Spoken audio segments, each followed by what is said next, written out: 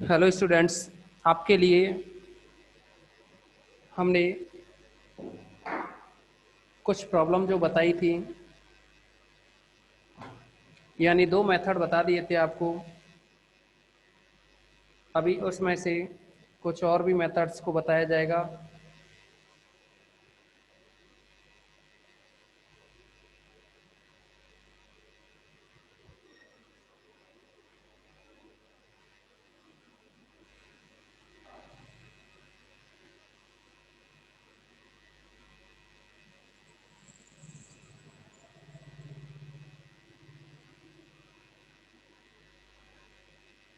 आपके लिए आज गॉस सीडल जो मेथड है उसका एग्जाम्पल बताएंगे, और एक और है चॉलस्की मेथड। तो पहले हम टाइम के अकॉर्डिंग चॉलस्की जो मेथड है ना, उसकी चर्चा करेंगे।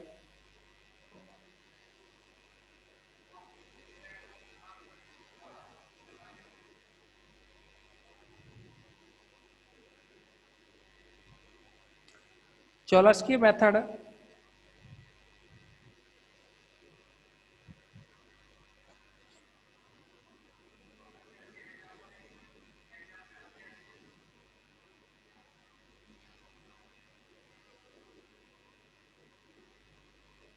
चॉलस्की विधि में क्या करेंगे, हम कोई भी निकाय होगा, समीकरण निकाय,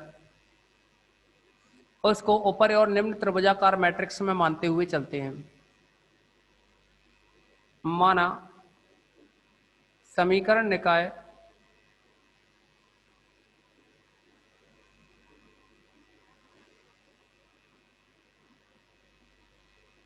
a11x1 plus a12x2 plus a13x3 plus last में a1nx n is equal to b1। इसके साथ ही a21x1 plus a22x2 plus a23x3 plus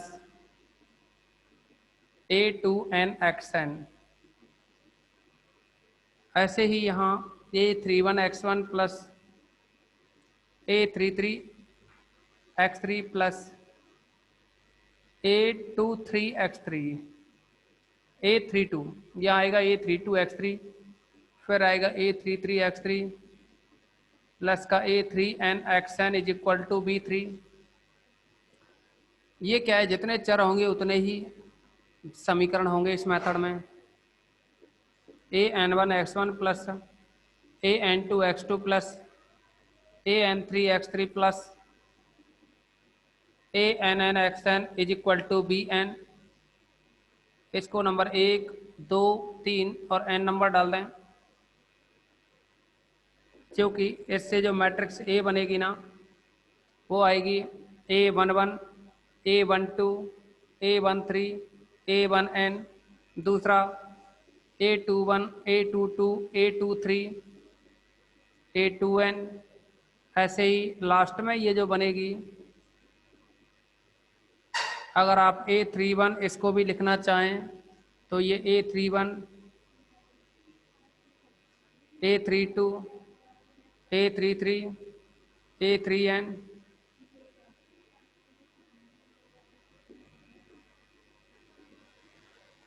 और ये बनेगा an1, an2, an3, ann, ये बनेगा।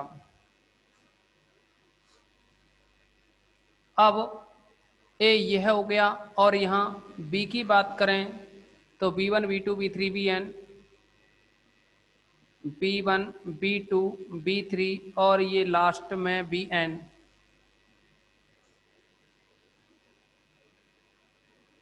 अब मैट्रिक्स A को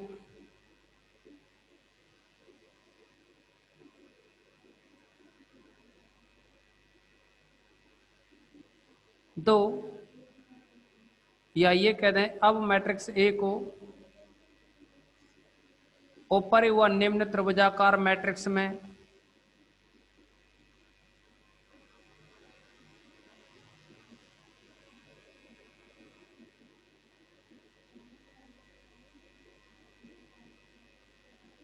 के रूप में लिखने पर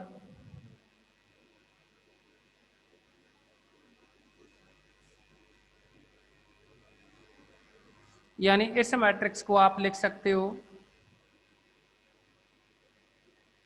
A11 A12 A13 A1n A21 A22 A23 A2n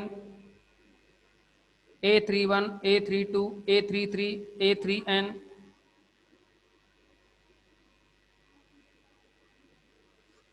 फिर आएगा यहाँ AN1 AN2 AN3 ANN। तो जैसा कि आपको बताया, इसे ऊपर और निम्न त्रिभुजाकार मैट्रिक्स में तोड़ना चाह रहे हैं हम इसको। तो अगर आप ऊपर त्रिभुजाकार मैट्रिक्स में तोड़ें तो A1 निम्न में A11 ना लिख करके उसको L की फॉर्म में लिखना चाह रहे हैं, यानी L11 L12 इस तरह से। तो इसको हम ये कह सकते हैं, पहले हम निम्न त्रिभुजाकार मैट्रिक्स की बात करें तो ये है यहाँ L11 और ऊपर त्रिभुजाकार, यानी ये जो डायगोनल बनेगा ना, मैं जो प्रिंसिपल डायगोनल होगा इसके ऊपर वाले सभी एलिमेंट क्या है, 0 होते हैं। फिर आएगा अपने पास L21 L22 और ये फिर 0 रहेंगे। फिर आएगा L31 L32 L33 सब 0 एलिमेंट रहेंगे। इसके बाद आएगा LN1 LN2 LN3 लास्ट में LNN।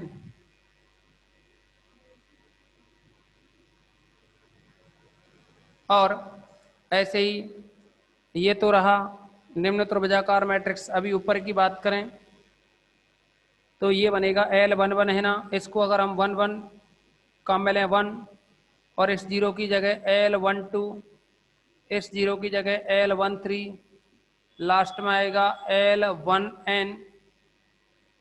फिर आएगा यहाँ 0, यहाँ रहेगा 1, इधर आएगा L23, यहाँ L2n 0 0 1 और यहाँ आएगा L3n।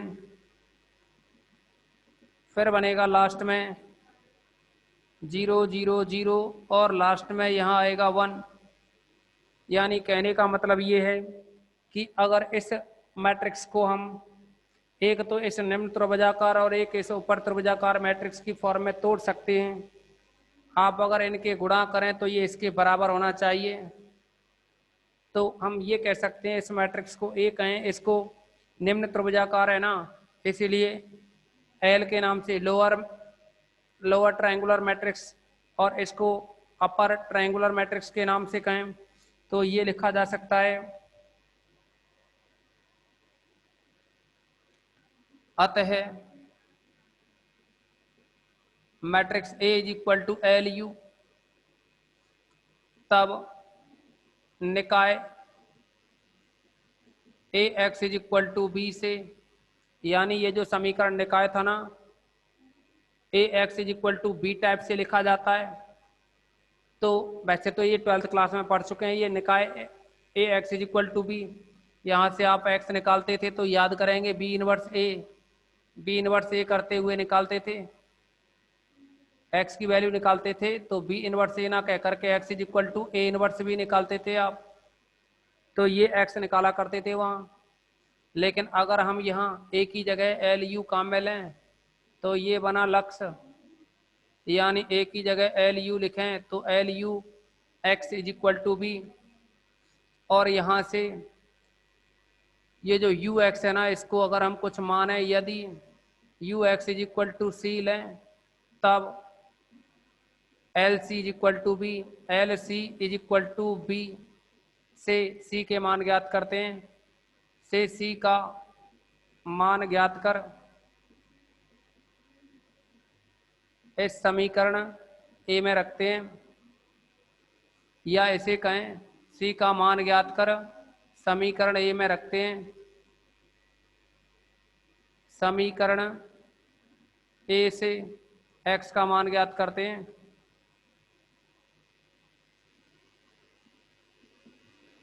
कैपिटल एक्स का मान ज्ञात करते हैं। तो ये जो मेथड जैसा कि आपको बताया गया है इसका आप स्क्रीनशॉट लें। इसके बाद इसकी जो प्रॉब्लम है उनके बारे में डिस्कस करेंगे। आप इसका स्क्रीनशॉट लें सभी।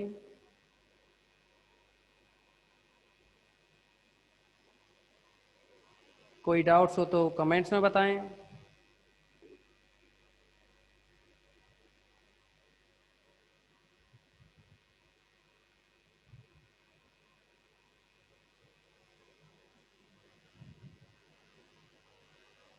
कोई भी डाउट्स हो तो कमेंट्स में बताएं। नगमा प्रजापत क्लियर नहीं दिख रहा, अब तो दिख रहा होगा।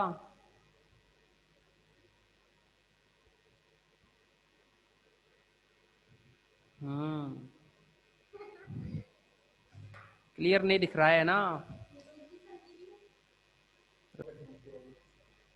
तो अब इसमें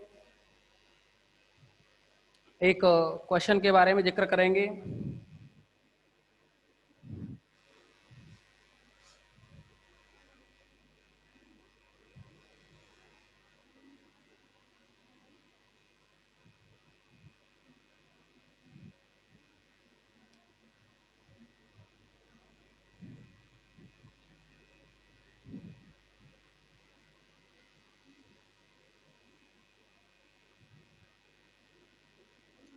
मेथड तो सभी इजी हैं, बट कैलकुलेशन में क्या है, टाइम लगता है।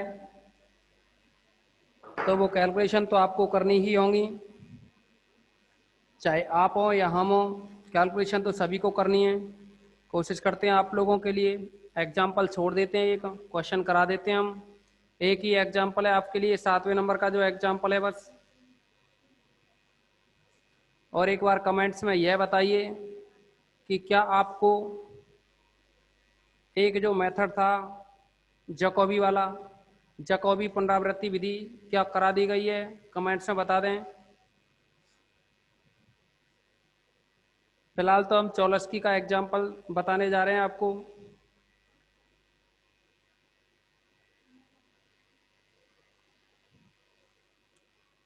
क्वेश्चन नंबर 6 है ये, और ये है 5x1 plus 3x2 plus 7x3 is equal to 4। इसके बाद x1 प्लस का 5x2 plus 2x3 is equal to 2, 7x1 plus 2x2 plus 10x3 is equal to 5। ये दे रखा है। इसमें चौलस्की जो मेथड है उसकी हेल्प से सॉल्व करेंगे। आप देखेंगे यहाँ की जो मैट्रिक्स ए है उसकी जगह 5 3 7 5 3 7 1 5 2 1 5 2 7 2 10 7 2 10, और इस बी की जो वैल्यू है वो है 4 2 5। ये बी की वैल्यू है। अब जैसा कि आपको बताया था 5 3 7 1 5 2 7 2 10, इसको आप लिख सकते हो L11 0 0 L21 और यहाँ L22 0 L31 L32 L33। ये तो हो गई निम्न त्रिभुजाकार मैट्रिक्स। अभी ऊपर त्रिभुजाकार मैट्रिक्स की बात करें हम, यहाँ था 1 और इसके बाद में L21 L23, फिर है यहाँ 0 1 L,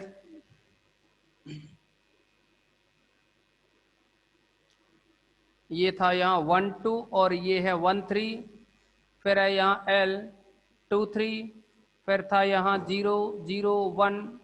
ये मैट्रिक्स बनी थी। अब आप लोगों को मैट्रिक्स को गुणा करना आना चाहिए। 5 3 7 1 5 2 7 2 10।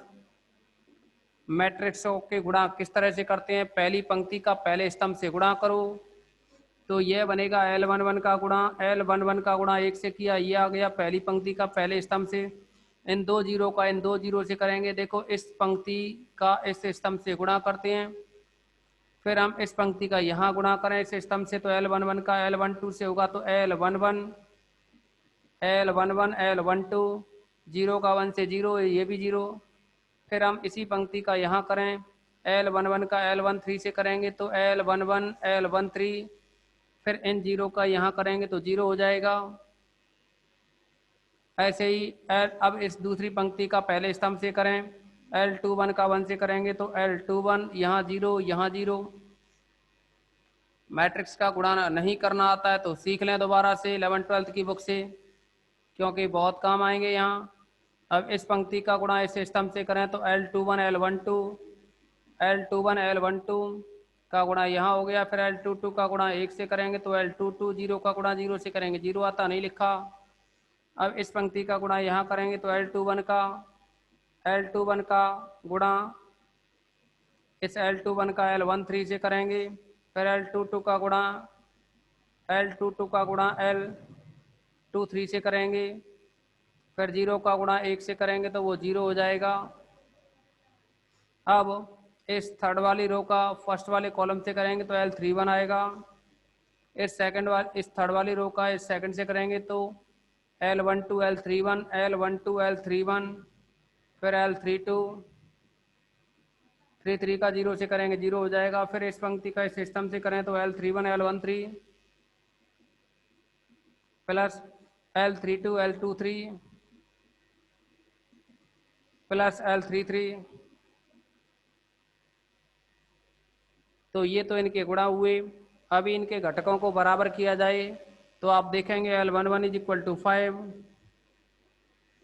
तुलना से L11 = 5 और L11 L12 = 3।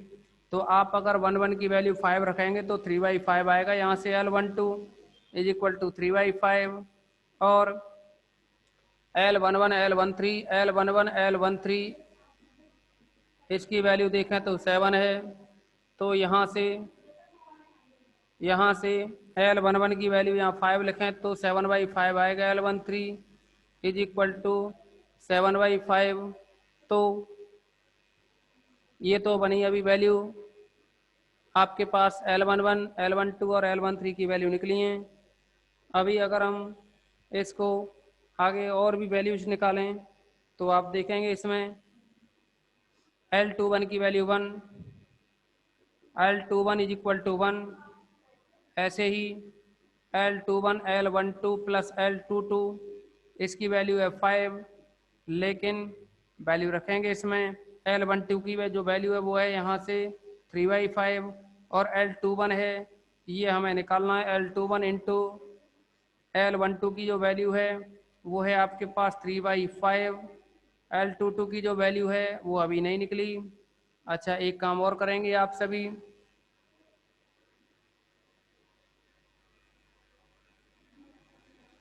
L21 की वैल्यू आप 1 निकाल चुके हैं ना, यहाँ L21 की वैल्यू 1 निकाल चुके हैं और ये है L22 = 5। अभी इस 3/5 को उधर ले जाएंगे तो 5 - 3/5 करेंगे, 25 - 3 यानी 22/5। तो यहाँ से वैल्यू निकली L22 की वैल्यू और ये बनेगी फिर 22/5। किसी भी बच्चे को कोई भी डाउट्स लगे तो बता देना कैलकुलेशन में, क्योंकि छोटी मोटी मिस्टेक तो बनी रहती हैं। फिर भी कोशिश पूरी यही रहती है कि कोई भी मिस्टेक ना हो।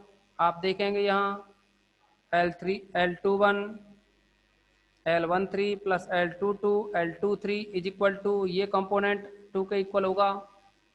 अब यहाँ से L21 की जो वैल्यू है, L21 की वैल्यू 1 है, L13 की वैल्यू है अपने पास 7/5 प्लस L22 की जो वैल्यू है वो आप निकाल चुके हैं 22/5 और यहाँ L23 की वैल्यू हमें निकालनी है = 2। आप देखेंगे 27 × 5 = 29 आए, सॉरी, यानी ये रहा यहाँ से 22/5 L23 = 2 - 7/5। तो ये रहा 22/5 L23 = 10 - 7 करेंगे 3/5 बचेगा, 5 से 5 कटेगा तो 3/22 आएगा। यानी L23 की जो वैल्यू है वो रहेगी 3/22, ये बन जाएगा। ये रहा आपका L23 का मान। अभी हम और भी इन घटकों की तुलना करें तो L31 की वैल्यू 7 रहेगी। L31 is equal to 7। फिर आएगा यहाँ से L12 L31 प्लस L32, इसकी वैल्यू 2 के इक्वल रहेगी।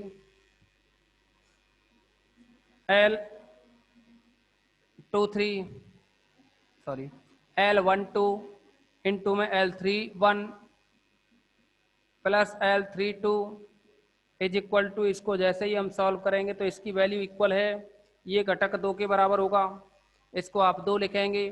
तो L12 की जो वैल्यू है, L12 आप देखेंगे L12 की वैल्यू है यहाँ 3/5 इंटू L31।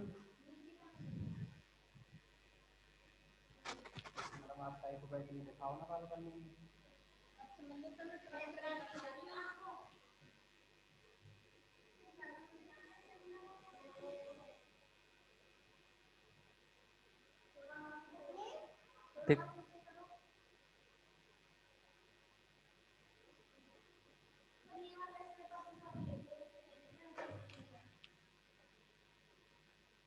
अरे मैडम तुम मेरी कितनी मेहनत करवा रही हो।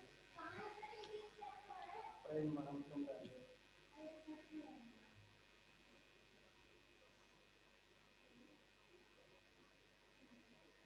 चलो, कुछ बच्चों का कहना है कि ये लास्ट वाला स्टेप है ना, दिख नहीं रहा, तो इसको हम ऊपर लिख देते हैं। 22/5 22/5 L23 इज इक्वल टू 3/5, 5 से 5 कैंसिल, तो यह बना L23 इज इक्वल टू 3/22, 3/22, बस ये लिखा था इतना सा।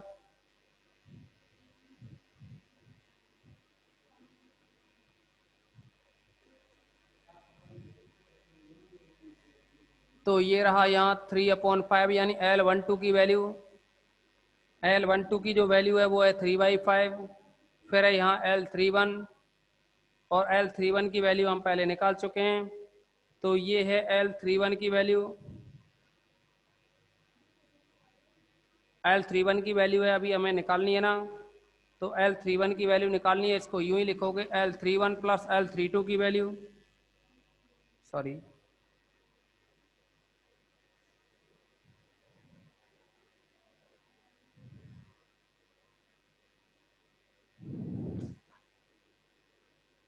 L11 है, 12 है, 13 है, और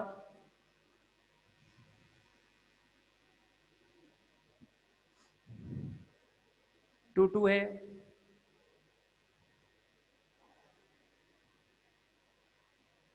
L21 है, L22 है, L23 की वैल्यू निकाल दी।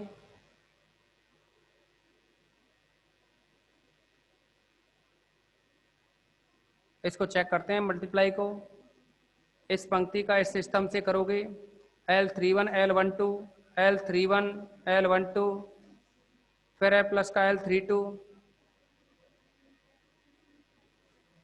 ठीक है।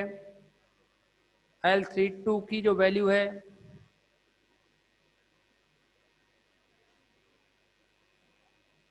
तीन वैल्यू तो ये निकल गई, L11 L12 L13, फिर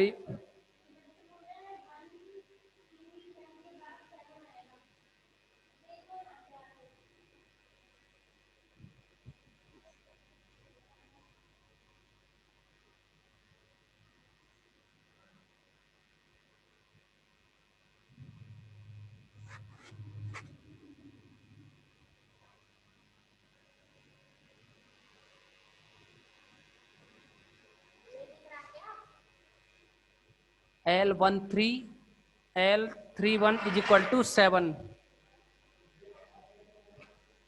L13 इज इक्वल टू 7। अच्छा, L11 इज इक्वल टू 5 है, तो 7/5 ही रहेगा ना। अरे ये किसी स्टूडेंट ने लिखा है ना कमेंट्स में L13 इज इक्वल टू 7 है।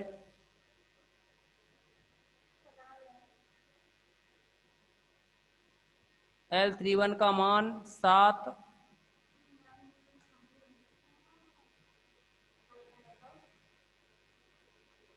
प्रदीप कुमार, L31 का मान 7, सॉरी सही है, हाँ उसको काम में लेंगे ना, यहाँ लिखा हुआ है, ध्यान नहीं दिया इस पे। तो इस L31 का मान 7 रखेंगे यहाँ, प्लस का L32 हम नीचे देख रहे थे इसको वैल्यू को, जो कि यहाँ लिखी हुई है ऊपर। अब आप इसको कैलकुलेट करें तो ये बनेगा 7 गुणा 3 21/5, 2 में से इस 21/5 को माइनस करेंगे तो फिर यह बनेगा 5 10 यानी माइनस का 11/5, L32 निकल आया। अभी इसमें से एक वैल्यू और बची है तो इसको कैलकुलेट करेंगे हम, L31 और L13 लास्ट में है, L31 इंटू L13 प्लस का L32, L23 प्लस का L33, तो ये वैल्यू आएगी लास्ट का जो कंपोनेंट है वो इक्वल होगा 10 के, तो इसको 10 के बराबर लिखेंगे। अब यहाँ L31 और L13 इनका मान काम में लेंगे। L31 की वैल्यू है 7 और L13 की जो वैल्यू है वो आप पहले ही निकाल चुके हैं, L13 है 7/5